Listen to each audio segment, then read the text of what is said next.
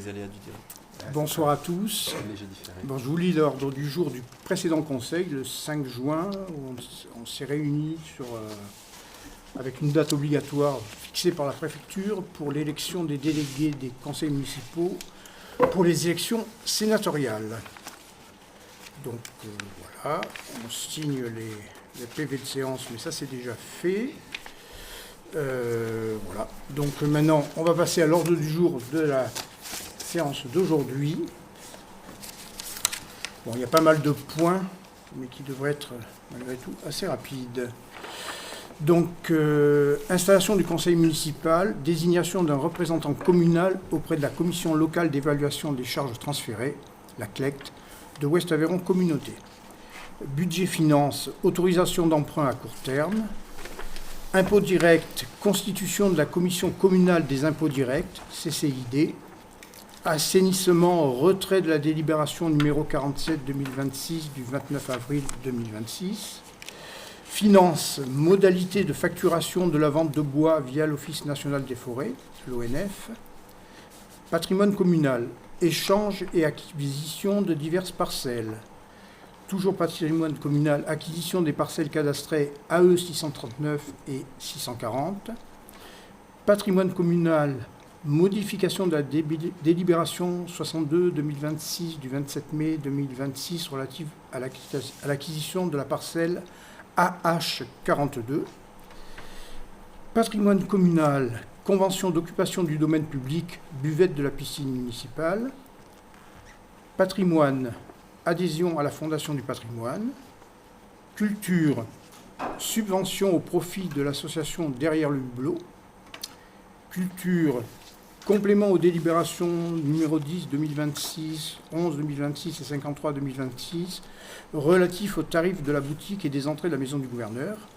Scolaire, subvention au profit du collège Francis Carco en vue du voyage scolaire 2026-2027. Scolaire toujours, participation aux frais de scolarité des enfants d'Ajaccio en classe Ulysse pour l'année 2024-2025 et complément de participation pour l'année 2025-2026. Piscine, complément de tarification. Urbanisme, cession de biens soumis au droit de préemption urbain. Donc le premier point, c'est... Ah oui, il faut que je demande effectivement un secrétaire de séance. Bon, il est à côté de moi, c'est Rémi, merci. Avec plaisir. Voilà, donc la parole est à toi, Jean-Yves. Merci Pierre-Jean. Donc, il existe dans les EPCI, donc les unions de communes, une commission qu'on appelle la CLEC, donc comme l'a dit Pierre-Jean, ce qui est une commission locale d'évaluation des charges transférées. Cette commission a pour objet de répartir, d'évaluer les charges liées au transfert des compétences entre communes et communautés de communes. Quand on crée une communauté de communes, il y a un certain nombre de taxes, la taxe de séjour, la taxe professionnelle unique, etc., qui sont collectées par la communauté de communes. Et ensuite, il y a une commission qui se réunit pour vérifier les transferts de ces montants collectés par la communauté de communes. Donc, vu les articles 1609 du Code général des impôts, vu la loi 99-586 du 12 juillet 99 relative au renforcement et à la simplification de la coopération intercommunale, vu la délibération du Conseil communautaire en date du 28 mai 2026 relative à l'institution de la commission locale d'évaluation des charges transférées, laquelle prévoit pour la commune de Najac un représentant. Monsieur le maire propose donc que je sois Jean-Régis Souligné, premier adjoint, qui expose cette proposition et qui soit nommé comme représentant à la CLEC de Ouest-Aveyron Communauté. Est-ce qu'il y a des questions? Bon, je mets la proposition au vote. Qui est contre? Qui s'abstient? Bon, merci. Alors, le point suivant, c'est toujours Jean-Régis. Voilà. Alors le point suivant concerne une autorisation d'emprunt à court terme. Comme vous le savez, la commune a entamé des travaux importants, entre autres sur la maison de la Peyrade, ainsi que sur cette salle. Elle a également des charges importantes sur l'entretien général des bâtiments communaux.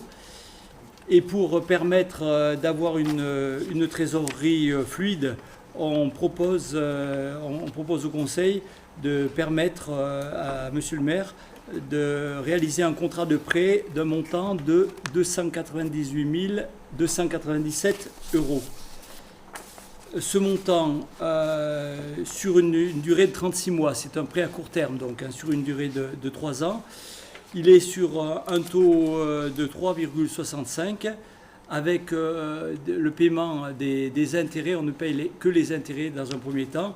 Des intérêts, on vous propose que ce soit un paiement trimestriel, ce qui simplifie la partie administrative et ce qui simplifie également la tenue de la trésorerie.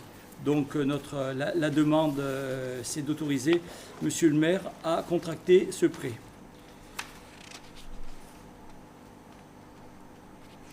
Y a-t-il des questions, suggestions concernant cette demande d'autorisation de prêt? Juste, à partir de quand est-ce qu'on commence à rembourser le prêt au-delà des intérêts?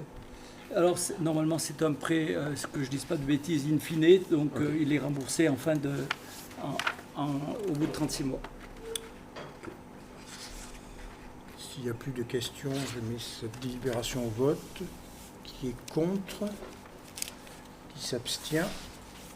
Merci. Alors, le point suivant, c'est moi qui dois le présenter. Alors, cette délibération a pour objet la constitution de la commission communale des impôts directs. Nous devons constituer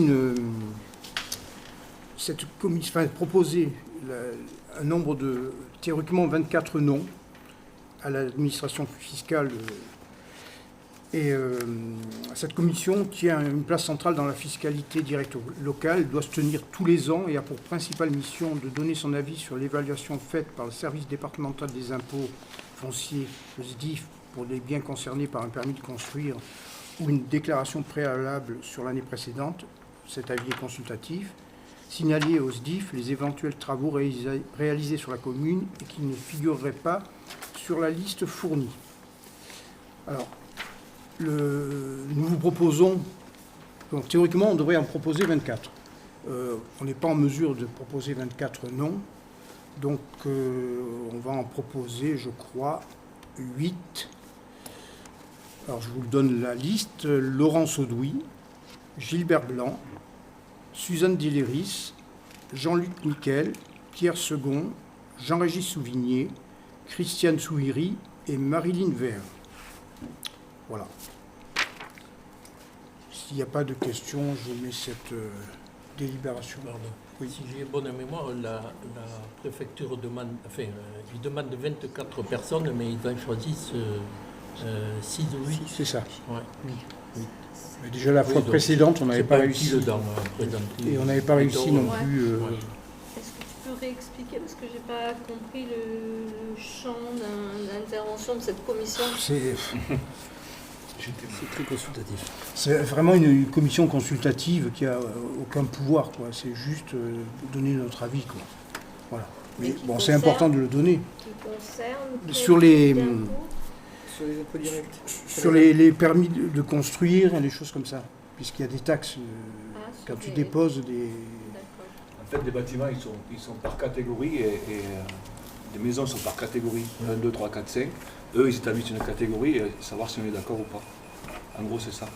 Tu vois, toi, tu as une maison qui... ils ont un permis de construire avec une salle de bain, 2 salles de bain, 3 salles de bain. C'est des catégories qui sont écrites et ils énumèrent les nouveaux permis de construire et on est d'accord ou pas si c'est vrai ou pas, quoi. Et parce que la fiscalité dépend de la catégorie dans laquelle Oui. tu te trouves, c'est ça? C'est ça. Ok. Et l'intérêt de la commission locale, c'est justement d'avoir des participants qui connaissent bien le terrain, qui connaissent bien l'immobilier local, donc qui peuvent permettre de valider ou non les classements. J'étais à la dernière mandat, c'est pour ça que je sais. Mais ça donne juste un avis, quoi. Ah oui, c'est un avis. Voilà. Donc il peut être important. Voilà. Donc s'il n'y a pas d'autres questions, qui est contre cette délibération? Qui s'abstient?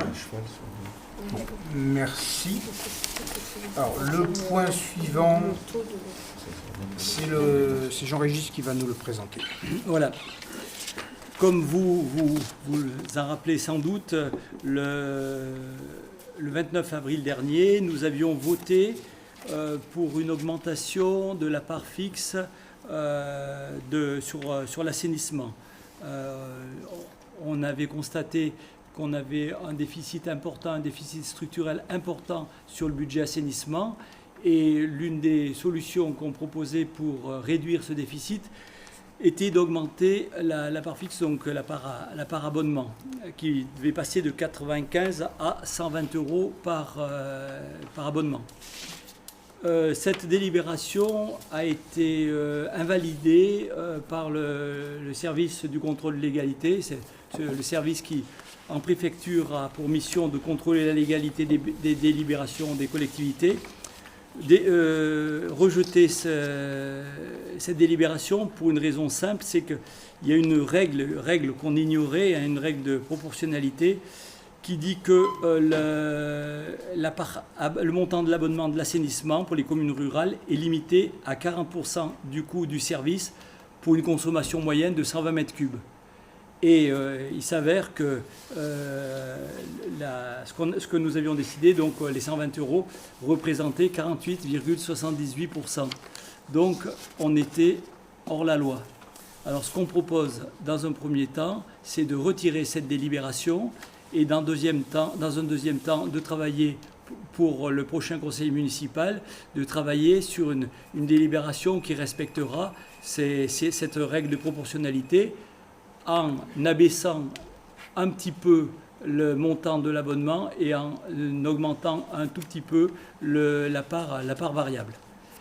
Ça n'a pas d'impact immédiat, puisque quand on vote ce type d'imposition, elle n'est effective qu'en année N+1.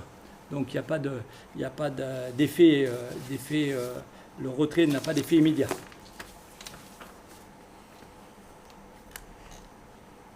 S'il y a des questions. Alors, qui est contre cette délibération? Qui s'abstient? Merci bien. Oui, de toute façon. Oui, pour info, la préfecture nous propose de le retirer à l'amiable. Alors, donc, il faut être très amiable. Bon, le point suivant, c'est Léo qui le présente. Oui. Donc, cette délibération intervient dans le cadre de la mise en œuvre de l'obligation d'émission de factures électroniques qui entrera en vigueur le 1er septembre prochain concernant les factures de vente de bois qui doivent être obligatoirement transmises sous forme électronique via la plateforme Chorus Pro. On doit délibérer pour l'acceptation de la convention que vous avez reçue avec les projets de délibération, afin de mandater l'ONF pour préparer les factures relatives aux ventes de bois, aux ventes de coupes de bois, réalisées par l'ONF pour le compte de la collectivité. Donc c'était déjà le cas avant. La seule chose qui change, c'est qu'on les autorise à faire ça via la plateforme Chorus Pro. Et voilà. À noter que cette convention est conclue à titre gracieux et qu'elle est dure pour tout le mandat.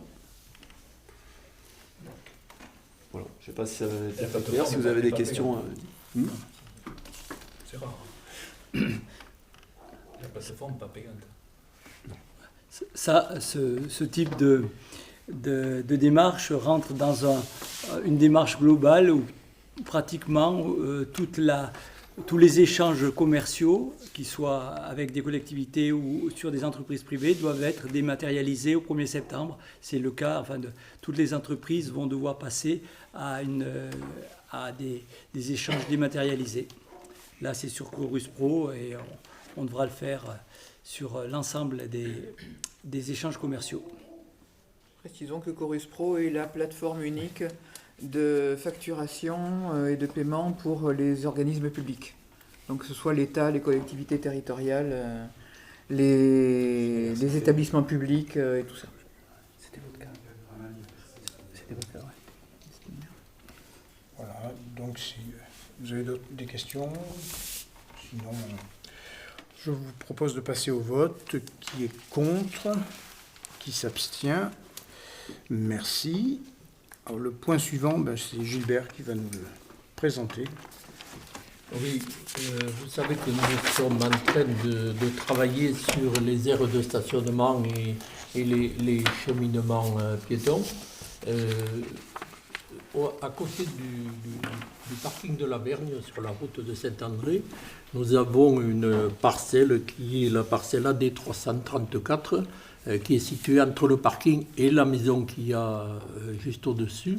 Cette parcelle nous intéresse et après négociation et discussion avec le propriétaire, nous sommes tombés sur un accord qui concerne non seulement l'achat de cette parcelle, mais l'achat d'une autre parcelle qui est la AD 345, qui est située un peu plus bas sur la gauche en descendant la route de Saint-André.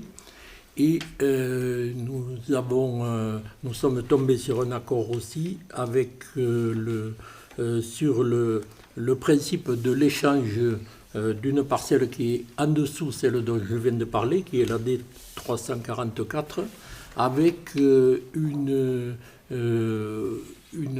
longueur de à peu près 5 mètres de large. Ça fait 170 mètres carrés au total, le long de Angarmagne. La personne concernée, c'est M.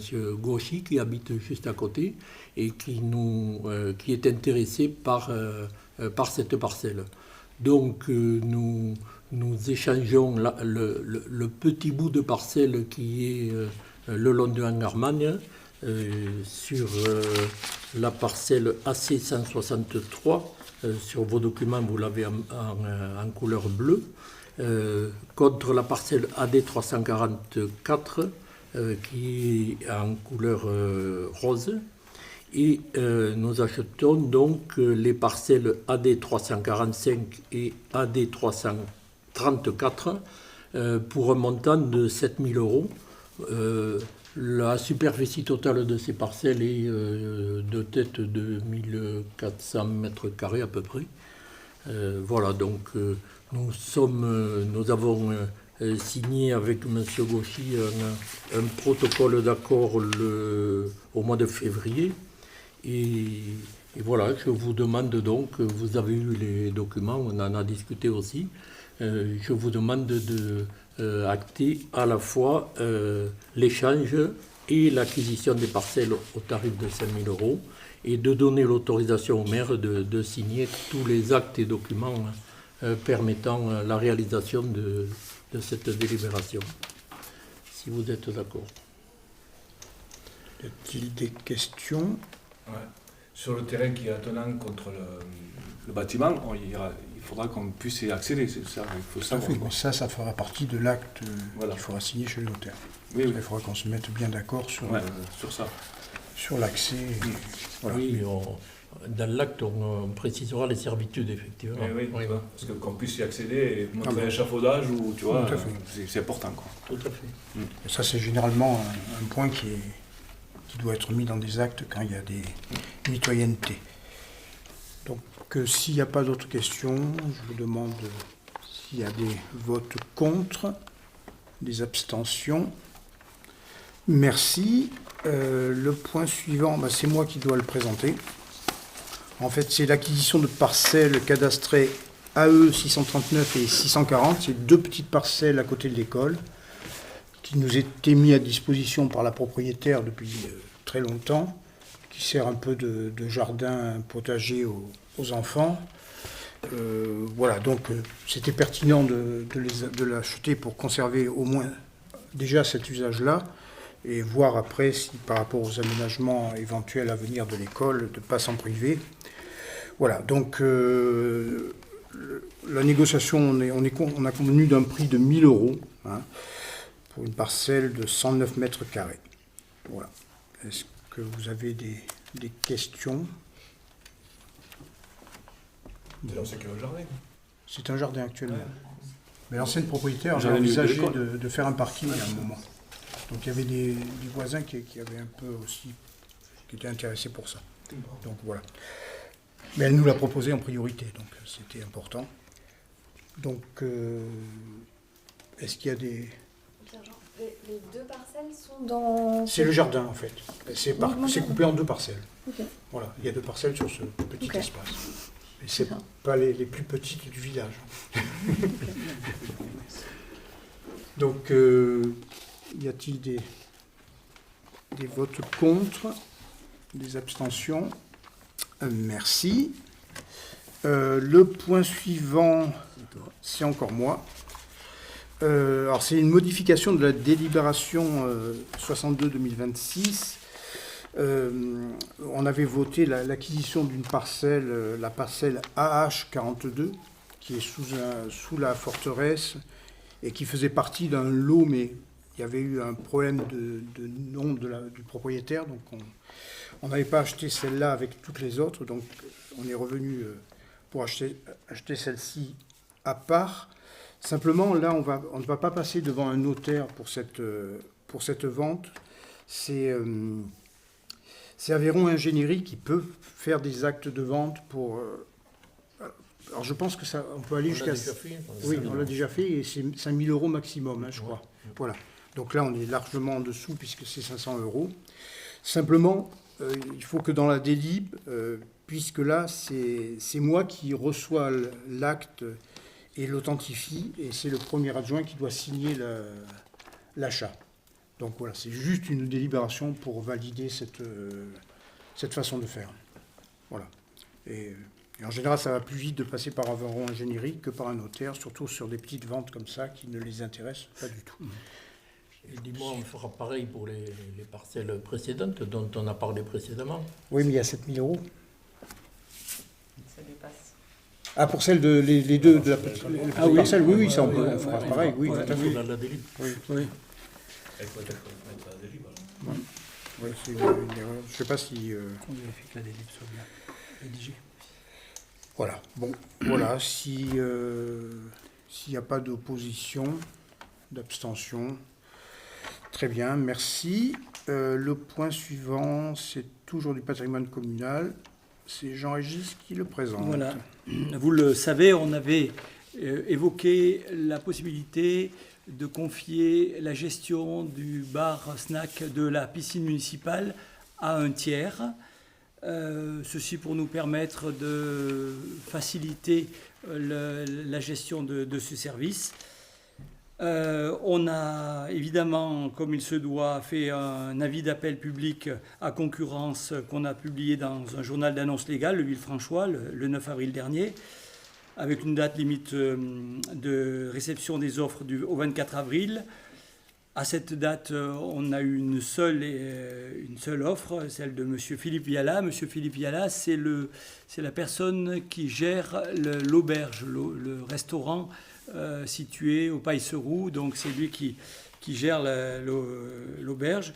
Ça représente, il y a une forme de logique à cette offre, puisqu'il est sur place, il va pouvoir avoir un stock unique et il ne se fera pas de concurrence. Donc. Mais pour ce faire, comme on est sur une utilisation du domaine public, on doit valider cette occupation du domaine public par un privé. Donc on vous demande de bien vouloir voter sur cette occupation. Pour info, Monsieur Vian nous a fait une offre d'un montant de 500 € sur l'occupation du domaine public. De quand à quand? Sur juillet-août. Voilà. Et là, on fait juste pour cette année, quoi. Oui, c'est un contrat d'un an. Voilà, c'est un contrat d'un an. Après, on va voir, lui et nous allons voir si c'est intéressant, quoi. Voilà. Est-ce qu'il y a d'autres questions? Qui vote contre cette délibération? Qui s'abstient? Merci. Alors, le point suivant, c'est Diane qui va nous présenter ça. Oui, il s'agit donc de l'adhésion de la commune de Najac à la Fondation du patrimoine. Alors, qu'est-ce que c'est que la Fondation du patrimoine et pourquoi on vous propose de voter l'adhésion à cette Fondation du patrimoine? Donc, qu'est-ce que c'est? La Fondation du patrimoine, elle est assez connue sans qu'on connaisse vraiment les détails. C'est une organisation privée, non lucrative, donc sous statut 1901, ayant pour vocation la sauvegarde et la valorisation du patrimoine de proximité public et privé. Elle accompagne les propriétaires de biens patrimoniaux, que ce soit des collectivités, des particuliers, dans la recherche de financement public et privé pour la réalisation de projets. Alors quand on parle de financement privé, ça peut être du mécénat, ça peut être des dons, ça peut être des subventions, etc. Donc c'est un partenaire qui est privilégié pour la recherche de fonds pour l'accompagnement de projets de valorisation et de sauvegarde du patrimoine.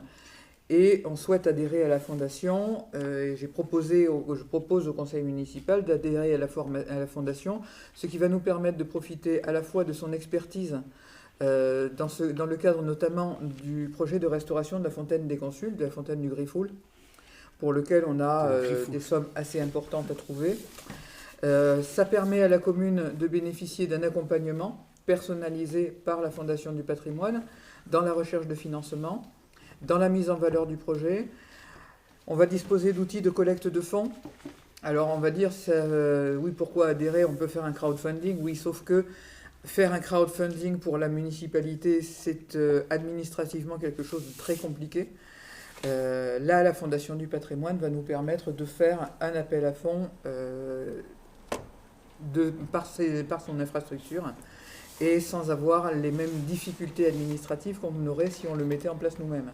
D'autre part, le fait que ça passe par la Fondation du patrimoine permet aux mécènes et aux donateurs de bénéficier d'une exonération, d'une réduction d'impôt pour les dons à la Fondation du patrimoine. Et donc ça permet d'augmenter proportionnellement le montant des dons, puisque un don que vous faites comme ça de 100 € va vous coûter à la sortie que 33 €.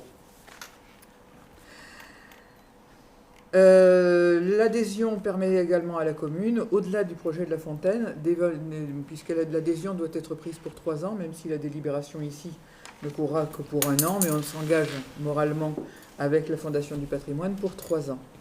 Et on s'est dit qu'il serait intéressant d'étudier l'état général du patrimoine classé de la commune, de manière à pouvoir, au-delà du projet de la fontaine, mener d'autres projets à l'avenir.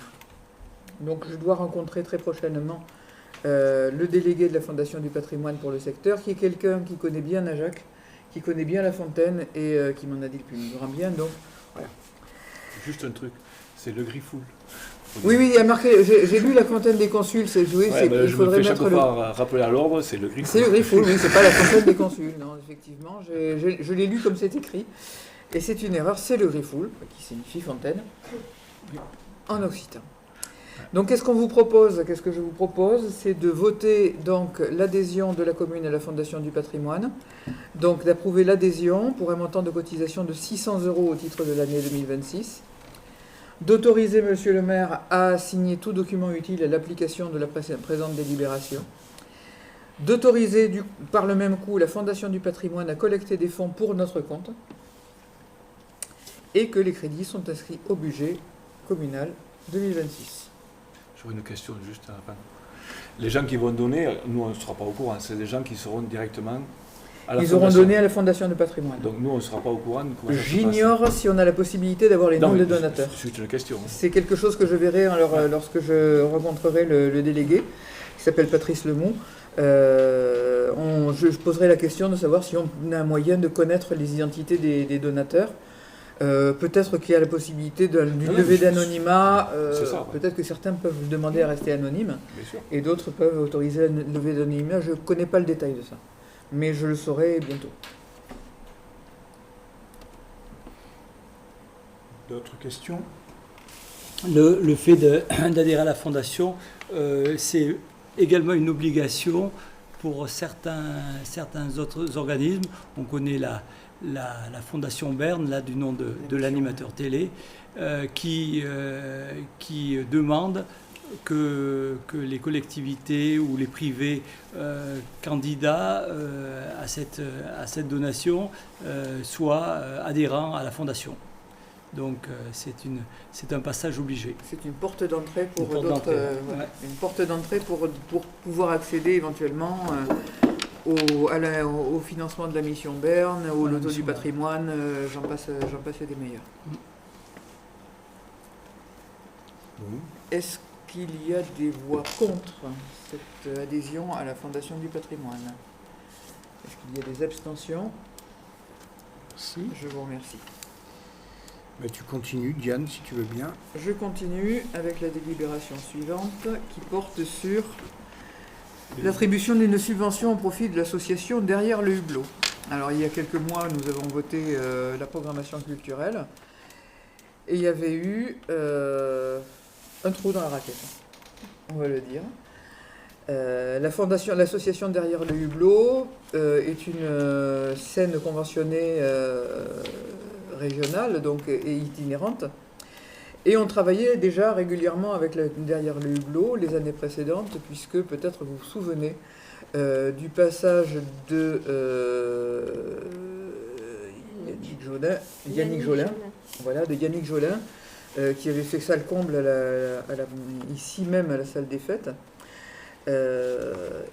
Et en fait, on était dans l'esprit de continuer à travailler avec Derrière le Hublot, simplement on avait omis de l'intégrer à la programmation précédemment votée. Donc ici, nous avons deux projets en fait. Un premier projet qui est la programmation le 29 novembre, ici à la salle des fêtes, d'une création de Wajdi Mouawad qui s'intitule Un obus dans le cœur. Mais la subvention de 1 000 € que je vous propose d'adopter ne couvrira pas seulement ce spectacle-là, puisque nous sommes en train de travailler sur d'autres projets avec Derrière le Hublot, notamment en lien avec l'action sociale. Donc des projets qui vont mixer action sociale et art et culture. Donc je vous propose de verser que la commune verse une subvention à Derrière le Hublot de 1 000 € pour l'année 2026. Est-ce qu'il y a des questions? C'est une bonne assource. C'est une association qui fait un excellent travail de programmation. On voit régulièrement ce qu'ils font, ce qu'ils ont fait à Cap-de-Nac, ce qu'ils ont fait à Villefranche ces dernières années. Ils font un travail formidable avec les chemins de Compostelle, avec les fenêtres sur paysage, qui sont quelque chose de remarquable. Bien au-delà de notre territoire d'ailleurs. Bien au-delà de notre territoire, puisque leur dernier est au Pays Basque. Il y en a aussi c'est tout au long du chemin de Compostelle. Ils ont vraiment une activité, ils sont extrêmement créatifs, extrêmement inventifs. Je dois dire que leur façon d'envisager l'action culturelle correspond assez bien au projet qu'on a, nous, pour la culture. Donc, raison de plus pour y aller. Donc je vous propose d'adopter le versement d'une subvention d'un montant de 1 000 € en vue de diffuser la création Un obus dans le cœur de Wajdi Mouawad, mais pas seulement, et de s'assurer la bonne affectation des crédits budgétaires au versement de la dite subvention. Y a-t-il des votes contre? Y a-t-il des abstentions? Je vous remercie.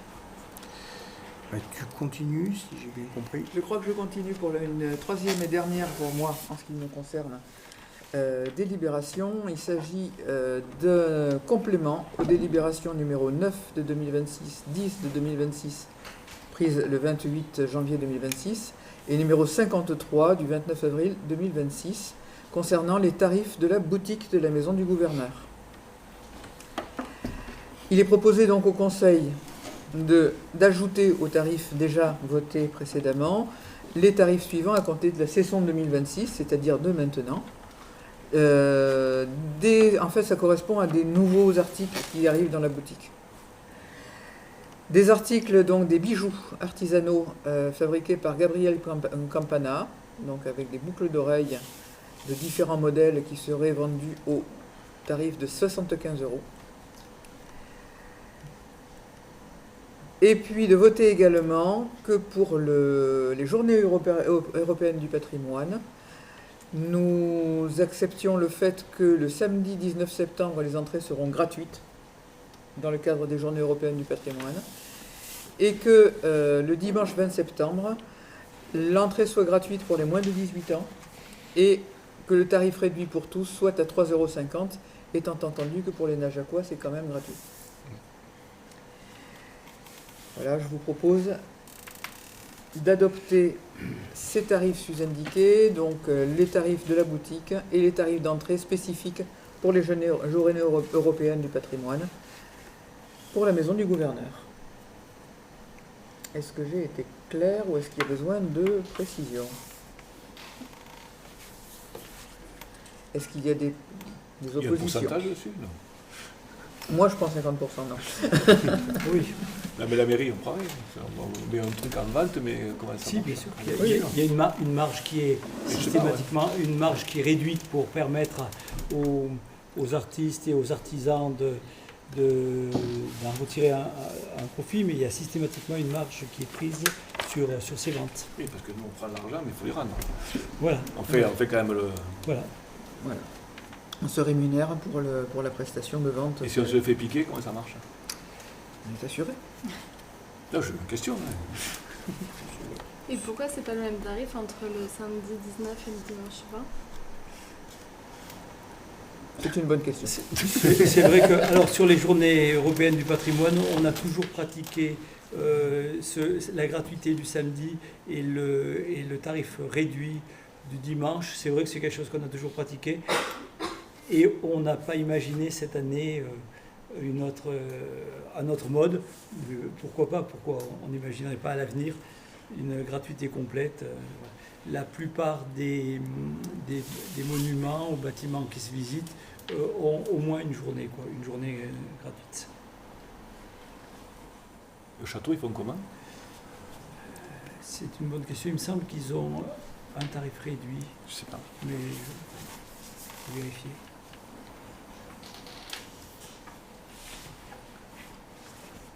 On reste sur l'hypothèse d'un tarif réduit le dimanche 20, quitte à peut-être réexaminer la chose l'année prochaine au vu des pratiques des autres organismes. Voilà. L'idée, c'est de s'aligner un petit peu sur ce que pratiquent les autres, hein, de ne pas faire tâche. Hein. Y a-t-il des votes contre? Y a-t-il des abstentions? Je vous remercie. Le point suivant, c'est Anne-Claire.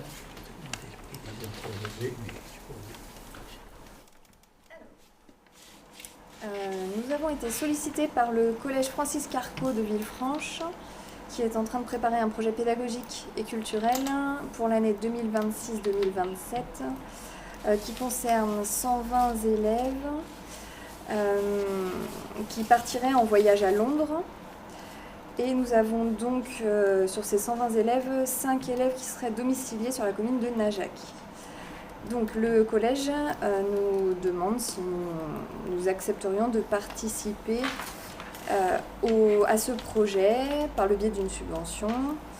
Je vous passe 2-3 détails, mais ce qui est important de retenir, c'est que pour encadrer les 120 collégiens, ils ont besoin de 8 accompagnateurs et que ça représente un coût global de 4 000 €. Donc on a tout simplement calculé la part qui correspondait à 5 élèves najacois. Et donc je vous propose je vous soumets 200 € comme subvention, comme aide financière au collège Carco pour ce projet à Londres. Voilà. Donc je ne sais pas si ça a été clair. Très clair. Est-ce que vous êtes pour? Oui. Oui, je le fais à chaque fois. Est-ce que quelqu'un s'abstient? Tout le monde était pour. Ah non, mais Rosa pas. Super. Pas de dame. Ok. Merci. Le point suivant, c'est encore toi, Anne-Claire. Alors, le deuxième point, ça concerne la participation à des frais de scolarité d'enfants nageacois en classe Ulysse, donc unité localisée d'inclusion scolaire, pour l'année 2024-2025 et une rectification pour l'année 2025-2026. Donc là, je vais vous faire un peu de lecture quand même. Donc, l'article L442-5-1 du Code de l'éducation précise la réglementation en matière de contribution de la commune de résidence pour un élève scolarisé dans une autre commune, dans une classe d'un établissement privé du premier degré sous contrat d'association. Cette contribution revêt le caractère d'une dépense obligatoire lorsque la commune de résidence ne dispose pas des capacités d'accueil nécessaires à la scolarisation de l'élève concerné dans son école publique ou lorsque la fréquentation par celui-ci d'une école située sur le territoire d'une autre commune que celle où il est réputé résider trouve son origine dans des contraintes liées à des raisons médicales. Le dispositif Ulysse constitue un dispositif pédagogique relevant de l'éducation nationale, et ne saurait être assimilé à une obligation médicale. Mais considérant la nécessité de scolarisation de ces élèves en classe Ulysse, qui repose sur des besoins attestés par la MDPH, le conseil municipal, donc du coup, dans un souci d'équité et de solidarité, souhaiterait accorder une participation communale aux frais de scolarité des enfants en classe Ulysse. Pour cela, une première délibération a eu lieu le 28 janvier 26, donc le numéro 8-226, et qui a autorisé le versement d'une aide financière de 150 € par enfant domicilié à Najac et scolarisé dans une classe Ulysse sur Villefranche au titre de l'année scolaire 2025-2026. Lorsque ce montant a été fixé et retenu comme le montant des 150 € comme référence, on s'est rendu compte qu'en fait, ça couvrait donc les fournitures scolaires, les activités pédagogiques et les sorties scolaires, mais que ça ne représentait pas le coût global réel d'un enfant scolarisé à l'école de Najac. Donc, je vous demande aujourd'hui la somme qui était demandée et fixée par l'école Émilie de Roda, donc l'école privée de Villefranche, à hauteur de 720 € par enfant.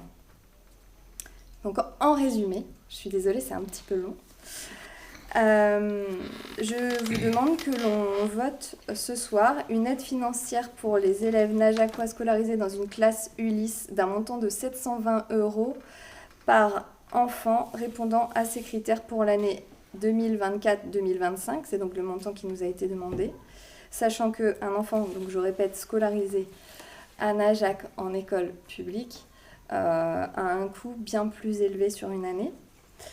Et je vous demande également de vous positionner sur le complément d'aide financière pour les élèves najacois scolarisés dans une classe Ulysse d'un montant de 770 €, car il y avait déjà eu 150 € de versés fois 2 enfants sur l'année 2025-2026. Donc, est-ce que vous avez déjà bien tout compris ce que je viens d'expliquer? Et est-ce que vous êtes OK du coup pour voter les 720 par enfant sur l'année 2024-2025 et les 570 manquants sur l'année 2025-2026? Qui est pour? Ou est-ce que vous avez des questions, pardon? C'est pas payé 2024-2026, ça n'a pas Non. été payé. Non. Comment l'estimation de 150 € avait été faite initialement? Ça correspond au budget sortie et fourniture scolaire. Donc ça représente 150 €. Mais ça ne comprend pas l'ensemble des dépenses obligatoires, qui est le coût moyen sur un enfant en fait. Voilà. Et qui inclut plus de choses du coup que les fournitures. Le personnel, Les les ATSEM. ATSEM, Ok. pas Ça mal doit de faire des personnes en fait qui n'avaient pas été. Et puis même l'entretien des bâtiments, enfin, mais, Ok. les salles, tout ça, quoi. matériel. Il y a pas mal de choses en plus. Et il y a le détail de ce coût quelque part? Oui. J'ai Là-dessous. longuement Ok. travaillé avec Marie. Donc je pourrais vous sortir la jolie annexe des dépenses obligatoires. Et je peux vous donner, si vous voulez, un aperçu. On est aux alentours de 2 000 € par enfant. Voilà. Donc quand on nous demande 720 finalement, c'est pas si énorme que ça, sachant que dans tous les cas, nous n'aurions pas pu accueillir cet enfant à l'école. Et a priori, Ces on n'a enfants. pas d'autre solution que de voter cette délibération. Si, on peut faire appel à la sous-préfecture. On a reçu un courrier de Madame la sous-préfète nous demandant De de trouver un bien accord. vouloir Donc moi, je vous propose cet accord-là. accepter leur demande, Même si c'est dans un établissement privé. même si c'est dans Et un oui. établissement. On est d'accord, enfin, il me semble qu'on avait posé la question, le tarif serait le même si on était dans le public. Le montant. En fait, le montant, c'est Le montant serait les le même. 720 demandés par l'école privée correspond à, au coût, à la participation de la mairie de Villefranche enfin, c'est le coût moyen d'un enfant et c'est ce qui est donné à l'école privée par la mairie de Villefranche. Voilà. Et il n'y a pas d'autres enfants nageacois scolarisés en classe Ulysse dans le public ailleurs qu'à Villefranche? En tout cas, pas que je sache et pas... On a cherché des exemples de classe Ulysse d'une école à une autre. Les exemples ne sont pas nombreux non plus pour En tout étayer cas- le truc. En tout cas, que je sache, on n'a pas eu Non. d'autres demandes de participation d'un enfant sur une autre commune, de participation de la mairie Najac, quoi. Après, la fouillade, ça leur était arrivé il y a 2 ans. Ils avaient des enfants de la fouillade qui étaient également en classe Ulysse sur Villefranche et ils participaient à peu près à la même hauteur que ce qu'ils nous demandent là. Là, actuellement, ils n'en ont plus. Mais à l'époque, ça se faisait aussi. Et Il y a là, 2 ans. c'est encore des montants qui sont de l'année 2024-2025 parce que normalement, actuellement, c'est du 738.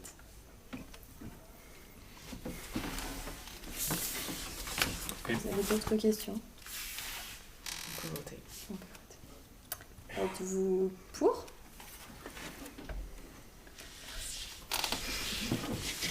Merci. Alors le point suivant, c'est un complément de tarification sur la piscine. Alors j'ai pas mis de nom en face, alors je sais pas si quelqu'un avait été... C'est peut-être moi, je crois. Alors c'est peut-être moi, donc je vais le présenter, c'est pas très compliqué. C'est un complément à la délibération 11-2026 du 28 janvier sur les tarifs d'entrée de la piscine. Donc il y a des choses qu'on n'avait pas portées, c'est la gratuité pour les groupes scolaires de l'école de Najac. Donc c'est mettre un tarif zéro. Et on a une demande pour des résidents accompagnateurs et accompagnateurs de l'EHPAD de Vinac. Pareil, ça sera gratuit. Et donc l'autre soir, on a rajouté un point, ça tombe bien qu'on ait eu cette délibération qui soit prévue, par rapport à la canicule et aux canicules qui vont sans doute nous arriver encore. Donc c'était quand, jeudi soir la réunion, mercredi soir. Mercredi.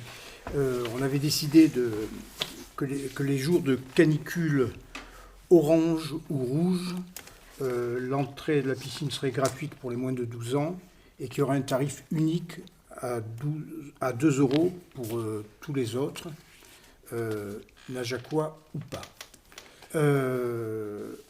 On avait décidé de le mettre en œuvre tout de suite, mais sauf que je n'ai pas le pouvoir de voter comme ça, de prendre un arrêté sur un tarif. J'ai pas dans ce qui m'est attribué, je ne peux pas le faire, donc il fallait attendre ce soir pour voter cette délibération. Donc on avait annoncé ce tarif qu'on a retiré assez vite, mais bon, ça c'est un peu su. Mais bon, voilà. Donc je vous propose de voter ce tarif pour la saison 2026, et après il faudra qu'on réfléchisse, puisque c'est une problématique qui adviendra sûrement à nouveau. Enfin voilà, donc est-ce que vous avez des questions? Juste, il faut préciser que le jour rouge et orange, c'est toute la saison, quoi. C'est pas rien que la semaine prochaine, quoi. Ah non, mais c'est pour toute la saison. Non, mais il faut le préciser, c'est tout. Oui, non, mais c'est... Pour la saison 2026. C'est dès que Météo France annonce une canicule orange ou rouge. Peut-être qu'il n'y en aura pas d'autres, mais bon. Il faut toujours rêver. Mais c'est vrai, il peut ne pas y en avoir. Oui. Oui, à peu près ça. Touchons du bois. Voilà. Alors, je ne sais pas, est-ce qu'il y a une opposition à voter cette délibération? Une abstention? Merci. Donc, maintenant, on passe aux cessions de biens soumis au droit de préemption. Alors, ce soir, nous en avons deux. Une maison 3 rue du Bariou, c'est une vente par Madame Marie-Claude Auchard à Madame Catherine Charrière, née Couvreur. C'est les parcelles cadastrées AE 203 et 204. C'est une maison avec terrain. Surface totale des parcelles 251 m². Prix de vente 130 000 €, dont 1010 € de mobilier. Voilà, c'est le notaire Sophie Gagnobé de la Fouillade qui s'occupe de cette vente. Donc on vote les deux en même temps. Moi je vous proposerai de ne pas préempter. Alors la deuxième vente, c'est 16 rue du Château. Il y a Jean-Régis qui commence à se moquer parce que c'est mes anciens voisins danois qui vendent cette maison. C'est Annette Agergaard. Parce que là, ça va à peu près, mais moi, j'ai jamais dit son nom, on l'appelait Ib, et voilà, c'était plus simple.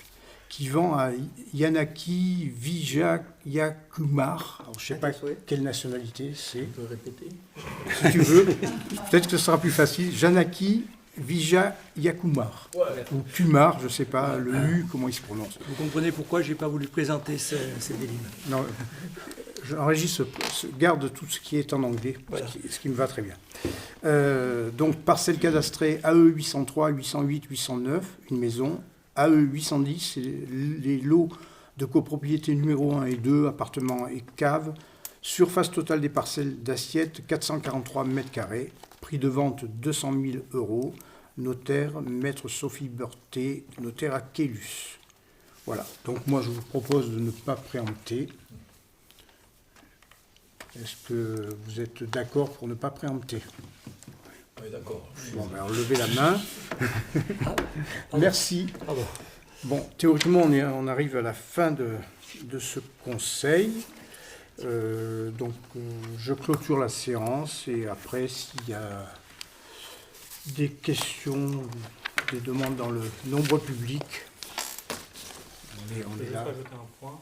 Oui. Sur la communication canicule, on a commencé à communiquer sur l'utilisation d'une application qui s'appelle ILIWAP, qui permet justement de ne pas avoir d'abonnement, comme les gens ne sont pas forcément tous sur Facebook, ne voient pas forcément toutes les nouvelles.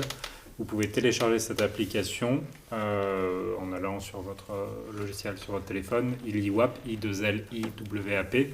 Vous n'avez pas besoin de mettre d'informations personnelles, vous n'avez pas besoin de vous enregistrer, vous cherchez juste Najac et vous vous abonnez et vous recevrez les informations, notamment des alertes canicules qui disent si la piscine, si les horaires d'ouverture de la piscine, et on a essayé aussi, peut-être on va essayer de mettre en place des ouvertures de la salle des fêtes pour être au frais. On l'a fait ces 2 derniers jours. On verra si on arrive à le faire, à assurer des permanences, mais ça permet d'être au courant de ça notamment, mais aussi d'autres informations comme les agendas, comme les animations. Donc c'est en cours de déploiement, n'hésitez pas à y aller, ça permettra de recevoir des informations. Y a-t-il d'autres infos? Par rapport à la salle des fêtes, on n'a pas dit qu'on disait aux assos, pas ça? Si, on va essayer de faire intervenir des associations, enfin les jours de canicule, mais bon, c'est pas prévisible à l'avance. Le but du jeu, ce serait d'ouvrir la salle des fêtes, déjà pour être au frais, pour travailler, coworking ou discuter, et potentiellement faire, si des associations sont disponibles pour venir faire des animations, jeux de société ou autres, elles sont aussi les bienvenues. On va envoyer un mail normalement à toutes les assos dans les jours qui viennent pour essayer de recenser qui est prêt à venir passer du temps à la salle des fêtes, mettre à disposition des jeux pour les gens qui ont un peu trop chaud. Ça sera le cas dès cette semaine. L'association des aînés qui était pour le moment cantonnée à la salle du foot, évidemment salle non climatisée et difficile aujourd'hui de stationner dans cette salle. Les aînés vont venir donc dans cette même salle, mais elle restera ouverte à l'ensemble du public. Super. Lundi, Normalement, c'est le lundi. Lundi, ouais. Lundi après-midi. Ouais, c'est ça. D'autres infos? Oui. Bon, moi, je vous donne juste une petite info, c'est les dates des prochains conseils. Alors, théoriquement, hein, le prochain sera le 31 juillet. On ne fait pas de conseil en août. Et le suivant serait théoriquement le 9 septembre. Voilà.